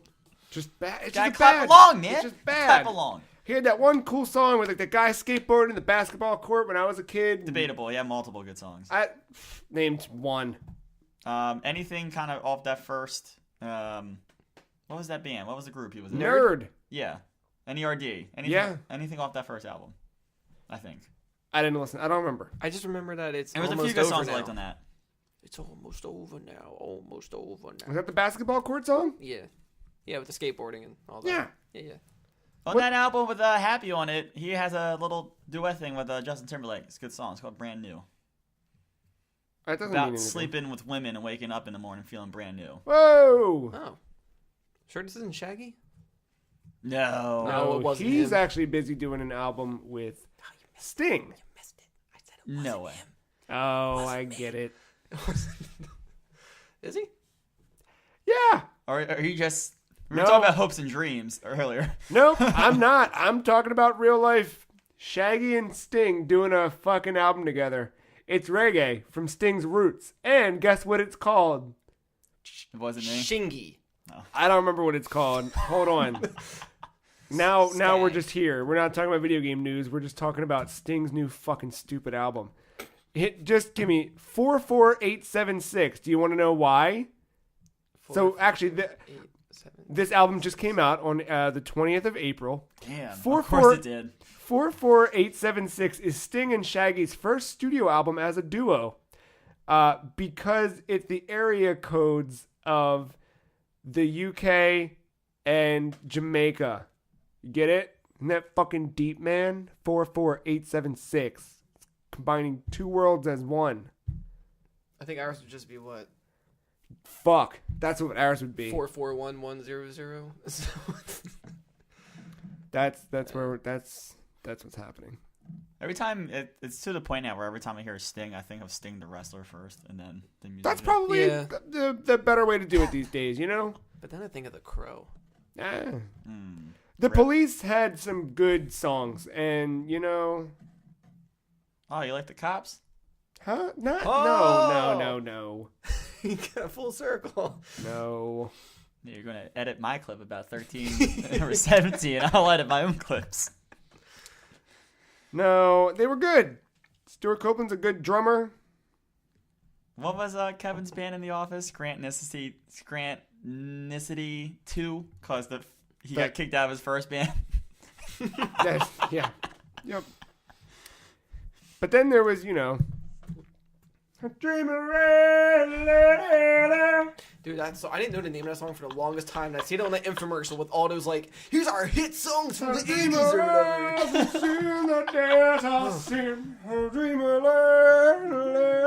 whatever. Red Alert That's a hard transition. is a new mobile video game coming to your phone if you live in China. China #1. It's true. Tencent is making a Red Alert game because EA don't give a fuck. Well, that's not Yeah, there's an announcement trailer the other day. Really just cinematics, no gameplay.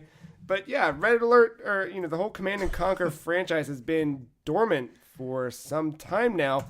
Kind of like, I don't know, Castlevania, and now revived in a way that we never wanted at all. Thoughts, feelings, reactions? What was that game? It was a few years ago. I think it was like a top-down, like kind of like RTS game that they made into like a third or first-person shooter that flopped terribly. When I say a few years ago, I'm talking like 6-7 years ago, I think. In the Command and Conquer series? No, I'm thinking what EA did. I'm thinking something EA did to Yeah, another because franchise. EA bought Westwood and then closed them. Oh. As they, I don't even know if EA likes to do that. And then, yeah. Was it Eve? No. Give me a second. I want to look this up. It might take me a minute, though. Proceed. I never really played Command and Conquer. I have always heard good things about it. Yeah, but ultimately, I don't care. I tried one of them on like PS1 and it was... I think that's how I found out that strategy games weren't really my thing. I think I mentioned it last week and I brought up Halo Wars. Like it takes the right one to grab me. Yeah. Fortunately, Halo Wars did, but prior to that, I haven't fucked with one in a real long time. I don't know. Good for China. I never played the Red Alert games. Maybe we should do that. Speaking of teaming up, Microsoft and Discord coming together. I like this story. I like this a lot. Basically, Xbox announced that there's a collaboration between Xbox and Discord where you'll be able to link your Discord account to your Xbox account, making it easier to see what your friends are playing. Also assuming shared voice chat and all that. Did it say that specifically? Well, I mean, Discord is a platform for voice chatting. I think that's mostly why. Like, you can talk to each other, you can type out stuff. From what I read, this really talked about just giving the ability to your Discord friends to see what you're playing. I mean, yeah. I mean, it shows that too. But I don't know that you can actually do your... Huh. I mean, that would make sense if you could.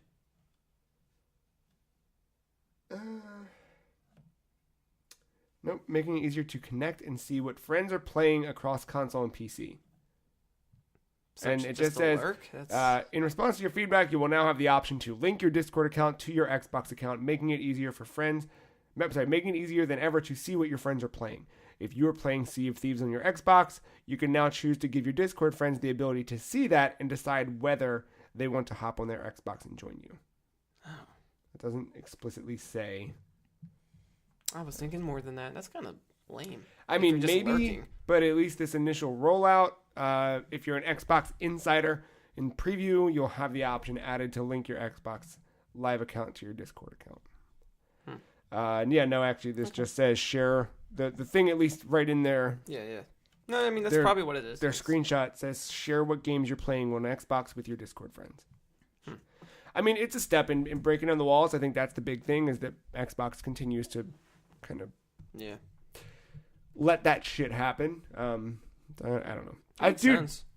Windows 10 came along. I know. But I fired up Windows 10 the other day on boot camp. And like weird shit, like opening up the Xbox app on Windows 10, it's like, hey, you're playing Halo Wars right now. You want to install it here and pick up where you left off? I was like, no, because my computer can't handle it, but that's fucking cool. Can you join the party chat through the Xbox app on your... Yeah.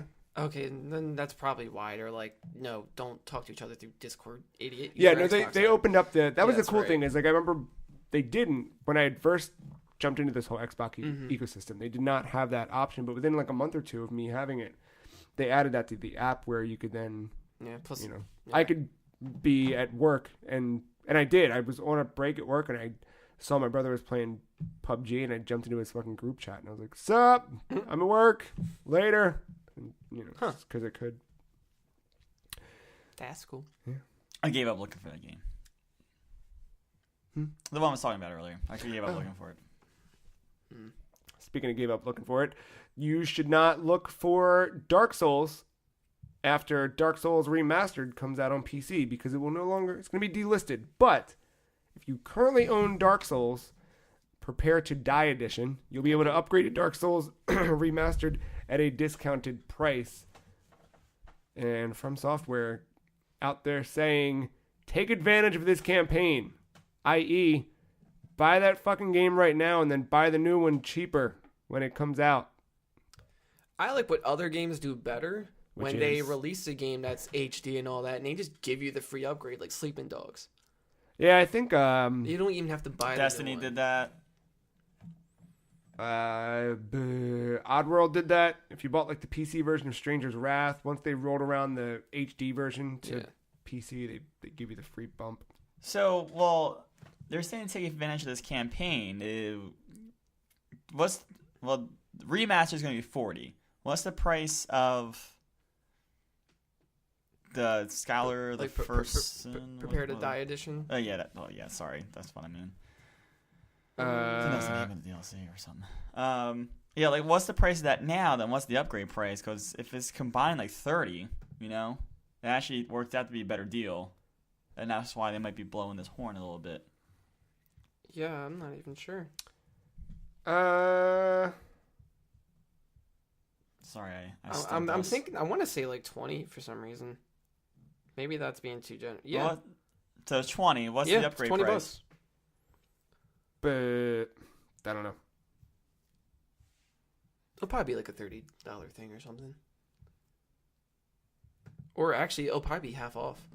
That's my guess. Is half off. So you're still paying full price for a remastered version.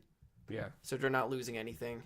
But I guess the idea is that, like, if you've had Dark Souls for a really long time, you know. Yeah. Sort of like spend 20 now, you can spend 20 later, or just wait for the game to come out and just pay the full 40. Now it doesn't make sense. That sounds stupid. Well, I mean, if you bought that on the fucking sale or something, It's a $20 upgrade. There you go. So it's still $40, but essentially they're saying you can get this shit now, play, and then just roll right into it. Mm-hmm.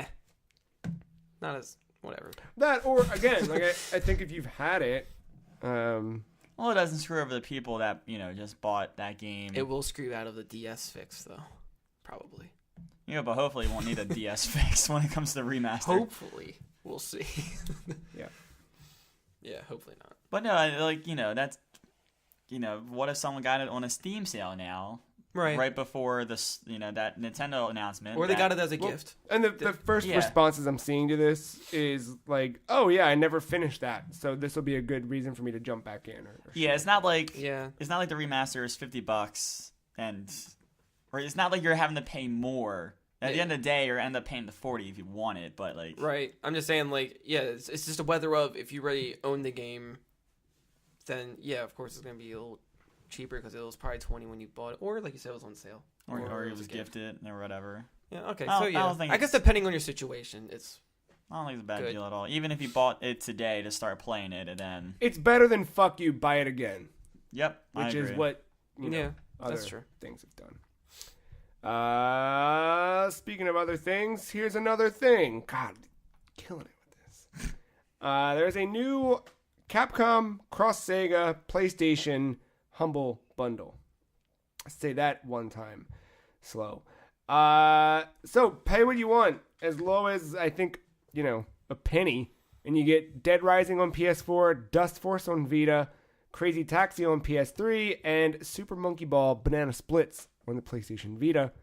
If you pay more than the average, they throw in Resident Evil HD Remastered, the Mega Man Legacy Collection, Resident Evil Code Veronica X, and Alien Isolation all on PS4, as well as Sonic Generations on PS3 and Binary Domain on PS3. If you pay more than $15, you also get Dead Rising 2 on PS4 and Valkyria Chronicles Remastered. Not a bad deal. Yeah, I wouldn't want Sonic Generations on PS3. Yeah, we learned that. If you'd like to learn that too, we've got plenty of video evidence. But, there it is. There's also bonuses. So if you pay more than the average of $11.90, you get 10% off your first month of Humble Monthly. But more importantly, you get a half off coupon for Yakuza 0, and you get a 40% off coupon for both Resident Evil 7 Gold Edition and Valkyria Revolution, which I don't know if anybody really wants Valkyria Revolution, but Is that the sequel? That's that one that wasn't really. Oh, because Chronicles I like. Yeah, but then there was 2, which was Japan only, or one of them was Japan only, one of them was PSP, and the other one was not at all anything close to. Some of these games I already owned. I really wanted Monkey Ball, but I don't have a Vita. Yeah, it's one of those non-TV. Boo. Yeah. H1Z1. Remember that? Yeah. Well, coming to PS4 in May. Yep. Free to play. Competitor. Free to I guess OG kind of. play. This is the Battle Royale game for fans of action console shooters. Perfect. Well said. Yeah, so Battle Royale H1Z1 is Isn't H1Z1 a play off of H1N1? Or like that virus? Yes, I forgot about that. But zombies instead of... Was that... What was that? Was Isn't that it like swine flu or something swine like flu? That sounds right. I'm going that? to go to the Bing. Spanish flu. Influenza. It's probably swine flu. This is 2009. So... Sounds about right. Swine. Yep, there it is. You got it. Interesting. So yeah, it's also common flu. How do you feel about that? Open beta, May 22nd. I'll play it. Why not? This is not the auto royale mode. Is that right? Oh no! I thought that was baked in though.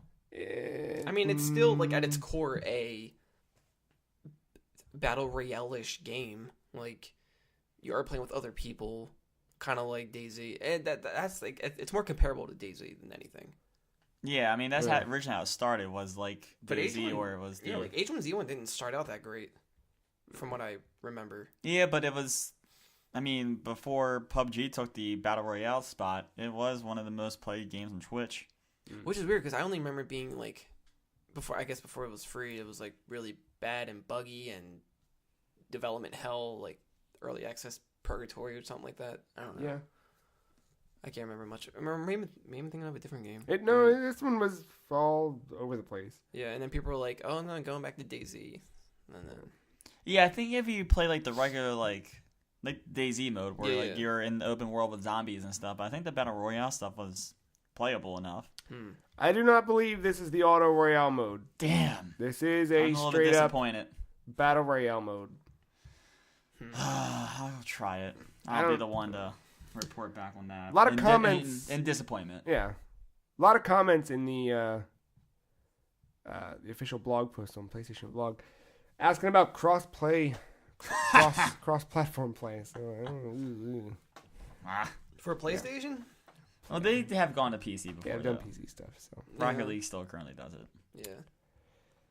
I don't know. Maybe could get the player count up if they do crossplay. Yeah. So this is a weird story. I almost brought this story up last week and then didn't, and now it's making its way in, kind of on the other side of things. So, y'all remember Halo Online? Oh boy, do we?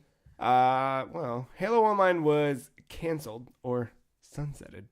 Oh, I know. I don't like that anymore. I like sunsets. Halo Online was a Saber Interactive 343 co-developed joint. It was being developed exclusively for the Russian market. Put on indefinite hold, aka canceled. Blaze it. But the game itself, what was being developed, ended up in the wild, where assets are out there, code's out there, stuff's out there. So a few members of the Halo community put it together and made it a functioning, workable thing. I've been watching a little bit of this story kind of develop as they got this thing working and rolled out to people to actually try it. And I saw... Sounds familiar. A lot of stuff about this, Halo MMO, basically. And then 343 Industries laid down the boom this week. So Microsoft initiated actions to protect the Halo intellectual property in the wake of the recent El Dorado PC release. Community-created content has long been a key pillar in the Halo franchise, something we have continuously sought to support from the early beginnings of Red vs. Blue to Forge-made maps and modes to the Halo Custom Edition to original recent fan creations like Installation 01. These projects and others like them have one key factor in common. They fit within Microsoft's established content usage guidelines. The difference they cite here is that Halo Online is using assets and stuff that not only were leaked illegally, but also like there's code and stuff that they put together for Halo Online they're actively using in current Halo properties and future properties. So the fact that a lot of this stuff is out there being used is violating on whatever copyrights they may have on that stuff. So Microsoft's basically issuing a cease and desist on all this. And 343 has to come out and say, like, that's our parent company, and this is our thing, and Mom says we don't. no. Yeah, it's we think this is cool, but yeah, mom says no. So what they ended up doing, I think, is they came out with this big blog post, like saying, like, look, this sucks, and we know it sucks, but we our hands are tied. But they reached out to members of the El Dorado team to have an open discussion about the project and the difficult station that they find themselves in. The team's understandably upset at the outcome given the time that they've invested into the project, but they understand the legal implications and the need to press pause on this work. So they want to try and work with this team in some way or another to do something else community related and whatever. The one thing that I found most interesting about this blog post is one thing remains clear. This is a direct quote. One thing remains clear. The community really wants more Halo on PC. As we look ahead, we're very excited about the prospects of official classic Halo experience making its way to PC, and we hope to be able to partner with the El Dorado team and broader mod and content creation community to help inform the types of experiences and features our fans desire. I bring that up because everybody's favorite dude, Phil Spencer. What's his thing? PhilSpencer.com. Thank you. Reiterated that point in a tweet, a follow-up tweet. I think I saw that. Yeah.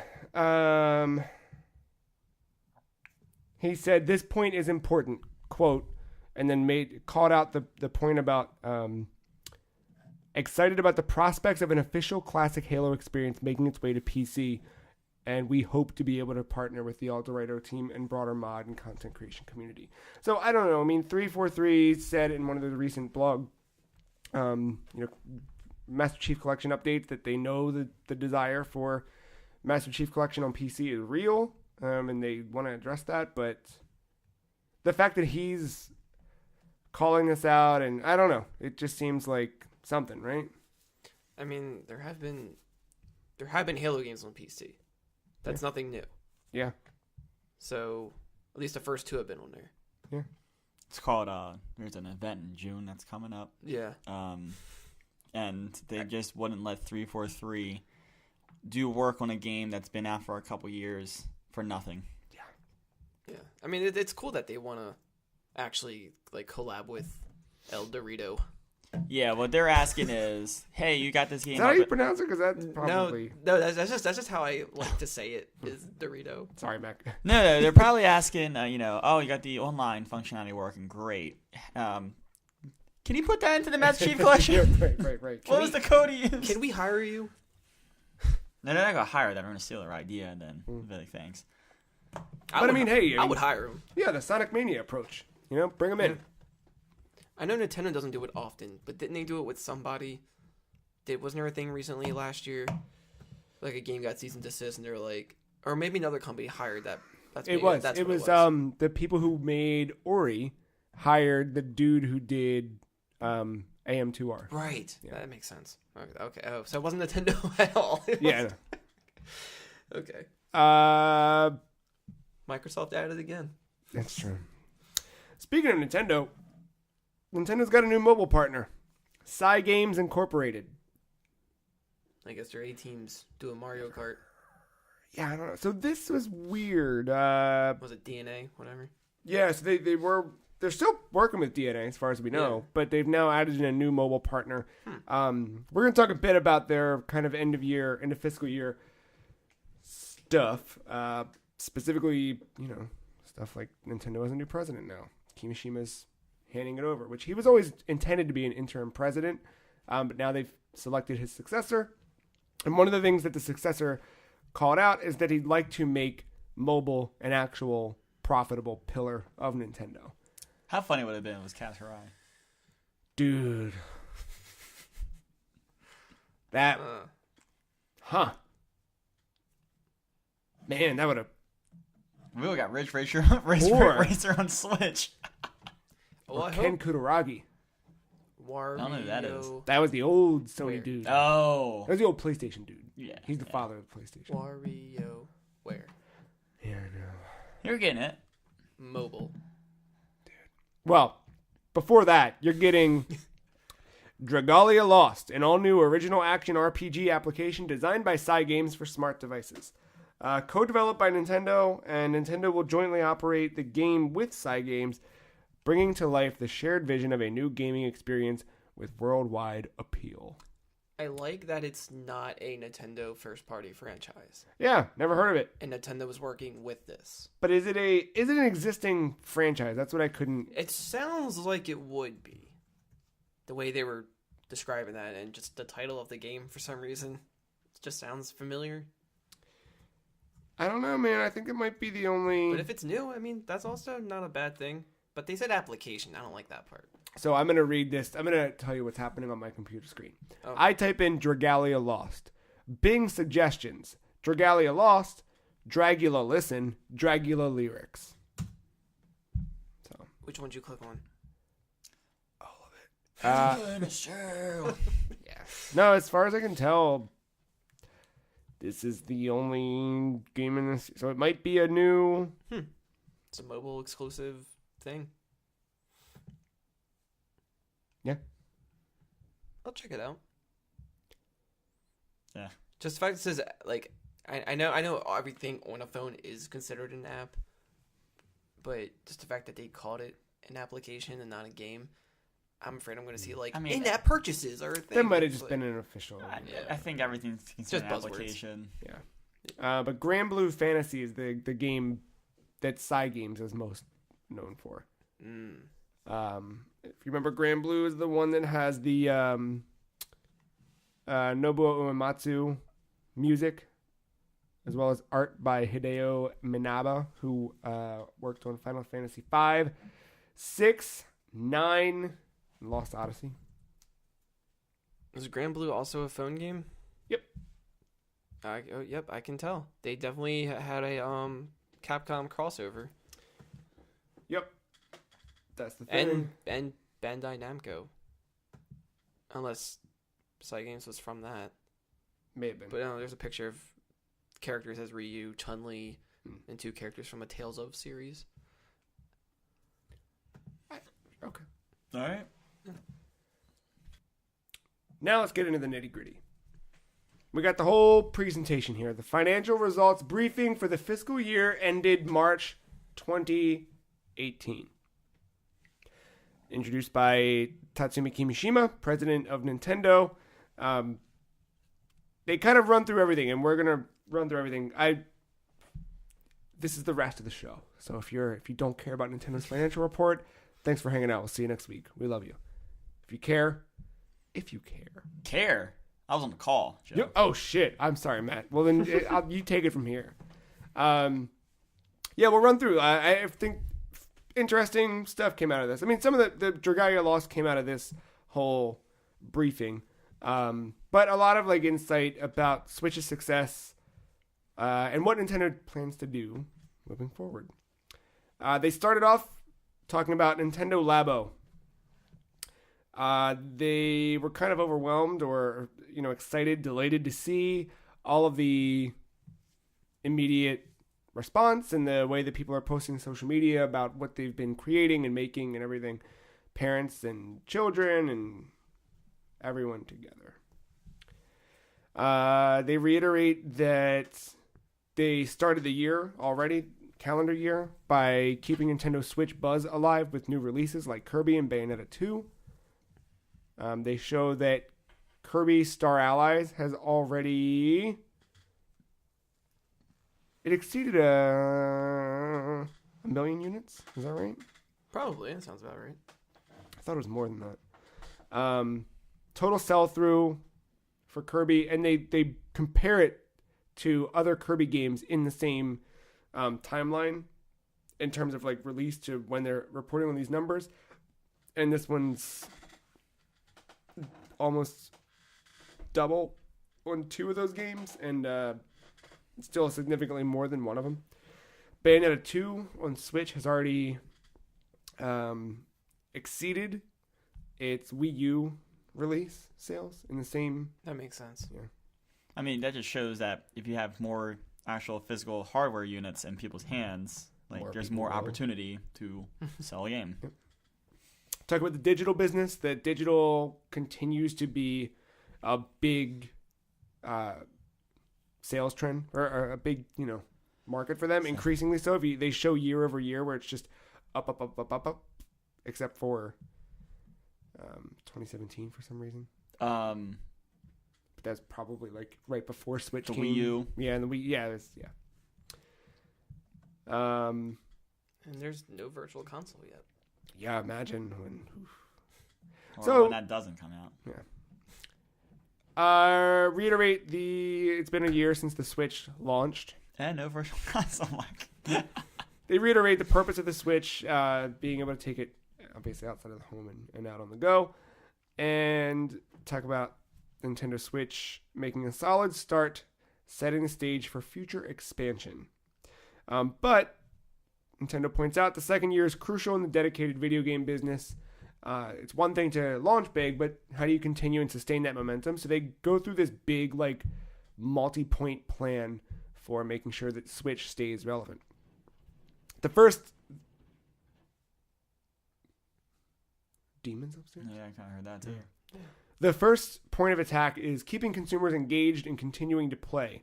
The way they do that is by delivering new titles in key franchises, such as the recently announced Super Smash Bros. Title for the Nintendo Switch, coming in 2018. Now, Mario... Did they confirm that it is indeed a port? There's an asterisk here. We'll have to check the asterisk at the bottom here. Super Smash Bros., they call out Mario Tennis Aces, due out June 22nd. Woo! Yeah. And they talk about how it's perfect for sharing Joy-Con, etc. But they Nope, talk I'm about not. they talk about new software being, big new software that people care about being something that will continue to drive hardware sales and maintain the momentum of people who already own it. The second piece they call out is encouraging longer play of a single title, citing Splatoon 2 as one of the biggest efforts of how game software can impact the use of the hardware. They talk about the Octo expansion coming for Splatoon 2, which will add new single-player content, but also we know the things like Splatfest. They just announced the new, the new Ninja Turtles Splatfest. They sure did. Round 1, Raph versus Leo. Mm-hmm. Yeah. I mean, that makes sense. Yeah. Red versus blue. What they should have did was a tournament. Like have it a weekend-long Splatfest, but each day was like 2 of the turtles, then the next 2, and then the final. They show a photo I think they might. of them wearing like the wristband and the shirt you get with the Splatfest. They show Mikey and Donnie's shirts. And I think they did say this is round 1 or version 1. Something like that. It's Yeah. It's definitely. But is this going to It's take implied. 3 months now? I don't know if to it's do? that or if it's going to be week after week. I don't know. I can see it being week after week. I don't need it every weekend though, because when they do Splatfest, they take away all the other modes. It's probably just going to be for the 3 weekends. Well, when's the last time you played it? But it's the fact of the matter. I did jump in this week with because 3.0 finally hit, so I jumped in, checked out some of the new clothes, new stages got added in. Oh, is that Octo thing now? Not Octo, just That's the end of June, isn't it? the rank X stuff is in there now, which I'll Oh. never fucking see. New styles of clothes and whatever. No, Octo expansion's not there yet. Okay. But yeah, so encouraging longer play of a single title. They talk about game contests. They show off a little bit of ARMS here. Splatoon 2. A little bit of not Lance. giving up on the arms. They reiterate that the Nintendo Switch Online, a paid subscription service, will expand the online functionality of the Switch beginning in September this year. All. Expand. All right. Smash Brothers. I'll wait. Then here's a fun note about this. If you suck along for the podcast, here you go, listener. Something fun for you. More information will be presented on the website in early May. That's next week. That is Possibly. days from now. Yeah. So who knows? Presented on the website could mean here's a fucking blog post, or we're gonna update the page. Oh yeah, days from It's now. going to Yeah, be. yeah. We're announcing that it's going to be $20 for the year, but we're going to wait to share the details until we get closer to the release date. That's going to be our blog post. Just is it a port or is it a new game? Just tell us. They also call out that gold points are now available to trade in for real hot cash in the eShop. So another way to, that's their 3-part plan for keeping consumers engaged. Yeah, I notice every time I buy games on here, I get coins. Yeah, it's nice. Major new titles, longer play of a single title, and points program for shopping deals. Cool. Then they talk about how do we encourage purchases by a broader range of consumers. So when they launched the Switch, remember the marketing was all Karen and Karen's friends and people very much our age and our demographic. And now how do they broaden that a little bit? How do they expand these circle of smiles through consumer play experiences? Aw. Circle of smiles. Just let that one sit in the air for a little bit. So I think, Labo is a way to do that, right? And they things like 1-2 Switch and ARMS, giving those kind of gameplay experiences that are unique to Nintendo Switch. A good variety of software.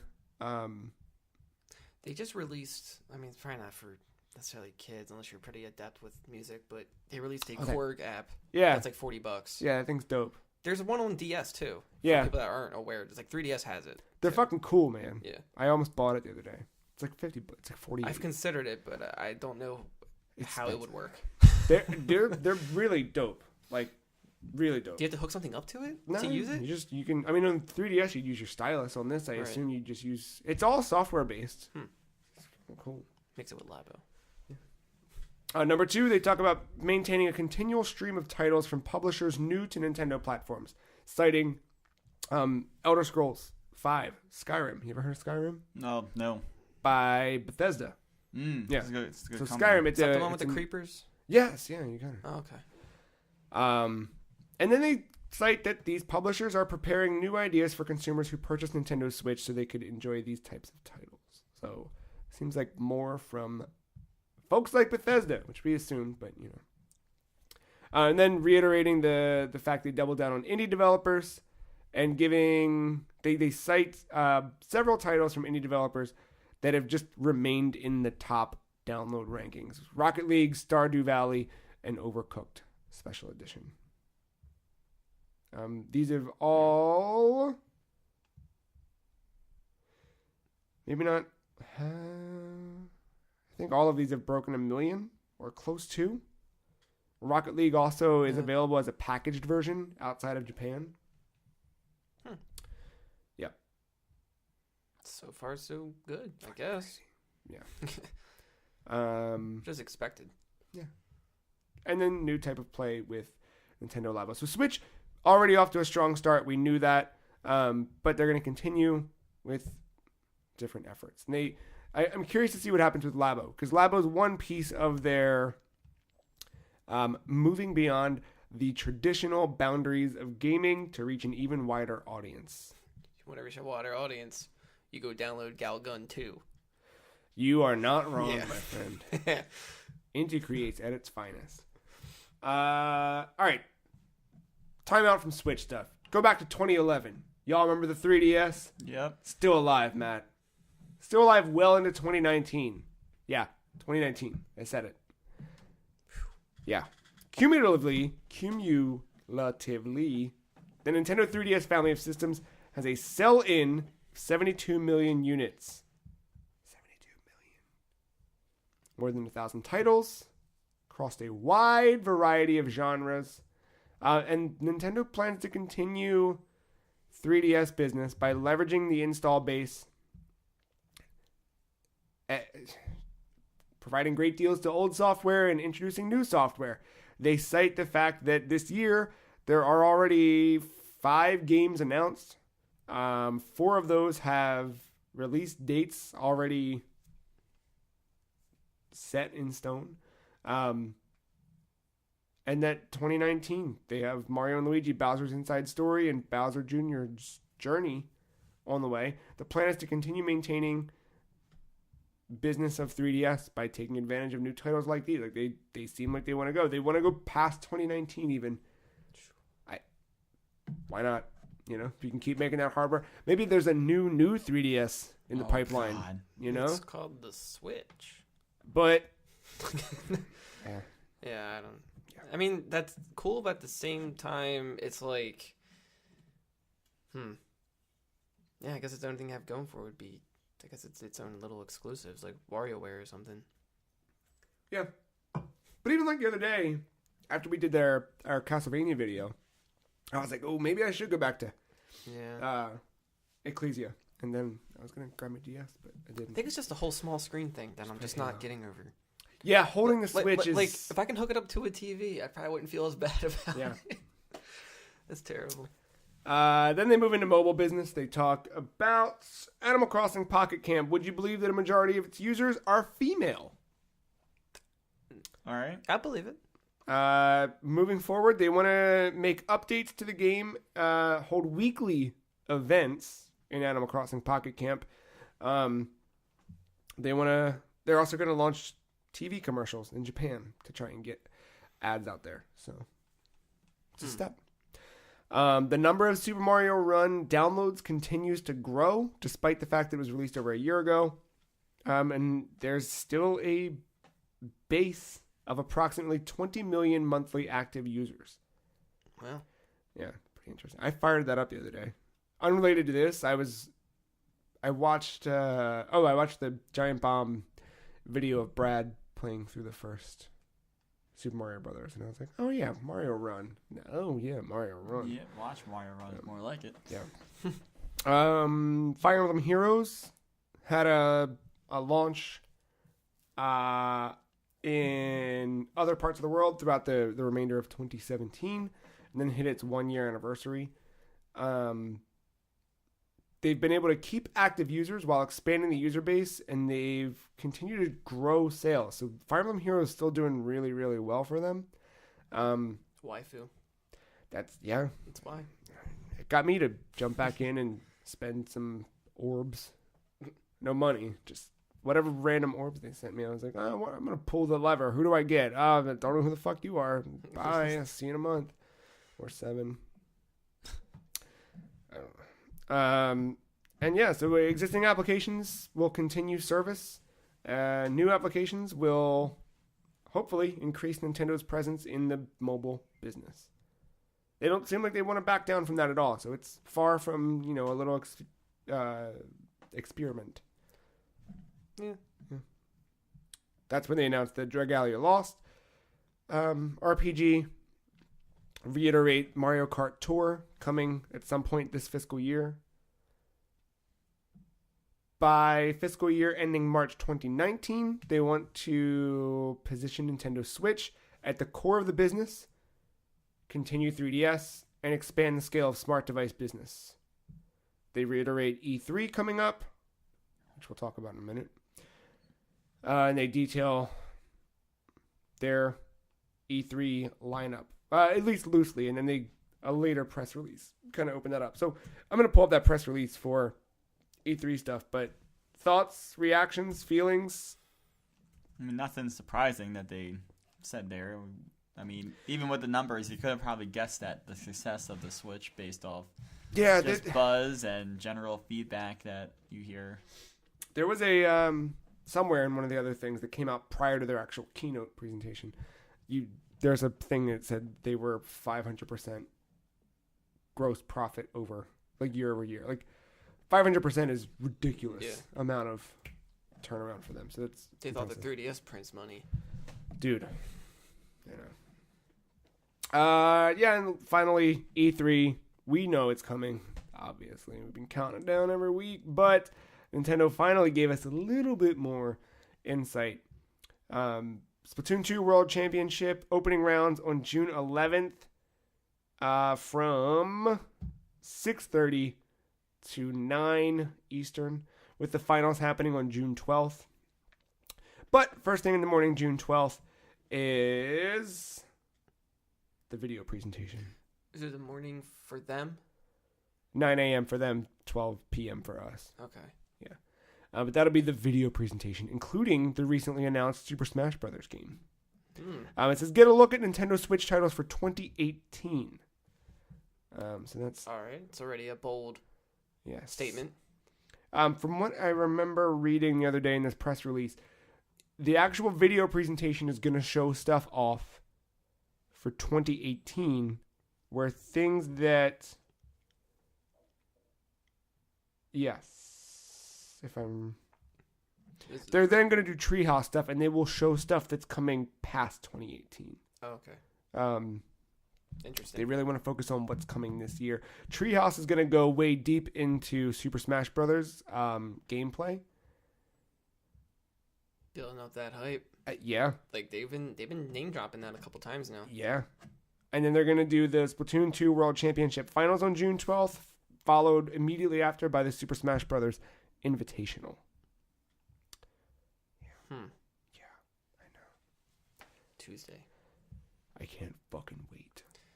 I think I heard, or not heard, I read, I'm not sure if it was in that or something related to that, where there's like playable demos of whatever they announce, or at least Smash Brothers, at the Nintendo store in New York. Or is that where a tournament's happening?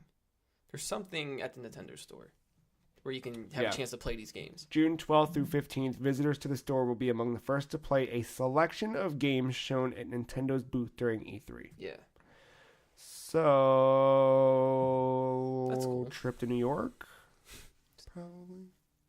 It's, Because they've done that in recent years at like Best Buy and stuff. I went to actually that. would, but yeah, I don't know how oh my god, what that line, how bad would it smell? Well, summer in New York. Oh man. Last time I was outside of the Nintendo store, I had a man cover me in scents. He walked up with what looked like a cigar and handed it to me. And I said, "No thanks, I don't smoke." And he said, "It's not, why does everybody say that?" And I was like, "Because it looks like a fucking cigar. It looks like a cigar, man." And he goes, "No." And he opens up the cap, grabs my hand, and sprays. And not like, when you put on cologne, like you're supposed to air and then walk through it, waft. He held this thing literally like point blank to the back of my hand and sprayed it, and then took his thumb and rubbed it into my skin. And he's like, "This is good. It mixes with the chemicals in your body, and you'll smell great. The ladies are going to love it." And I was like, "I'm going to promise you that I don't like it, and my girlfriend will not also like it, and I don't care what other ladies like." Was it called Sex Panther? I don't know what it was called. He said it, but You're he contaminated now. You're infected. Dude, it sucked. Because I don't like a lot of smells. The older I get, I think after smoking cigarettes for years, now I've stopped. I'm like hypersensitive to certain smells. Like, there's a certain perfume that's got Lily of the Valley in it. I forget what it's called. I think it's by Philosophy is the brand. You're looking at the wrong person for scents I here. know, because I get nerd fucking triggered. I will smell it like if I'm in a grocery store and like someone's 4 aisles over, I'm like, "Katie, we gotta leave now." And like if someone's within my close proximity, I'm like, "Knives out, let's fucking do this. I'm ready to go." I hate it. Anyway, that dude, I was like, "This sucks. This smells so bad. It just smells like cheap, shitty fuck." And it was, I'm sure. But he was like, "Oh, I walk around town selling this stuff." And I was like, "Good luck to you, man. I appreciate the smells." And the whole bus ride home, I was just like, that's all I could fucking smell.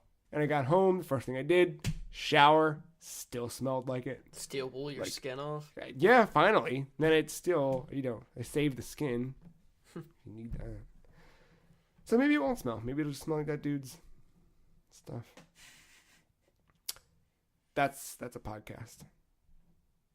Yeah. Yeah. Good week. Yeah.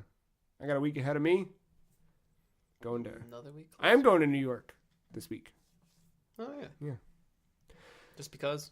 Just because. Katie's birthday was the beginning of the month and she was traveling for work, so then we're going to do a little getaway, take the boys up, run around in the field with them, and have fun. I don't know. I say I'm not going to be living at Joe's while he's on vacation. I Next know. time around. I know. Boys get to go this time. Got to figure out what to take. Do I take the Switch? Probably, because I could pop a Joy-Con off. We could do a little Mario Kart in the room. That's probably the way to do it. We should probably pack the dock, too. It's always a good backup. Yeah. Happy birthday, Katie. Let's play Switch. Let's stay in. Yes, we're on Stay vacation. in the hotel. You want to go on? You want to go get dinner, or do you want to stay in the room and play Switch on the TV? Or better yet, at the dinner table is pop off the Joy-Con. There's room service. There it is. Order food. Yeah, here you go. You gotta wait for food at some point. Yeah. Come on, let's play crawl while we're waiting on garçon. That's French for waiter. You know French? No, No, me neither. I know that one though. I Garçon. barely know Russian I took Spanish. Russian. What would you know Russian for? because I watched too much hockey with Oh. Alexander Ovechkin. I'll teach you some Russian. You want to talk to your boy? I'll get you where you need to be. Здравствуйте. That means hello, formally. Mm. You should play the Stalker games. You know. At least the one. The good one. Sure. I mean, it's all in Russia, so. Chernobyl. There's something else I played that had, I don't know. The Metro series. Yeah, I didn't play them. Anyway, that's going to do it for us. Episode 246. If you like this episode, you can find it on the internet where you probably already found it. But I'm still going to tell you. You can find it on podcast services alike. You can go to thefreecheese.com as well. We got some new videos up this week. We did a little co-op run through Castlevania Harmony of Despair. Ghosts. We played a little bit of the Die Hard trilogy. Goddamn. You should go check that one out if you haven't. Coming up next week, we do have something. What's the video we just recorded? Cruising. Yeah, it's the one. Cruising USA. That'll be up midweek, among other things. Cruising LA. That's about it. You can follow us on Twitter. The Free Cheese is at Some Free Cheese. Marc is at Og_mental. Matt is at MattTIce131. And I'm at The Free Cheese. That's it. Thank you, Marc. Thank you, Matt. Thank you, listener, for listening. We'll see you next week. There's a road in LA. I dream of staying.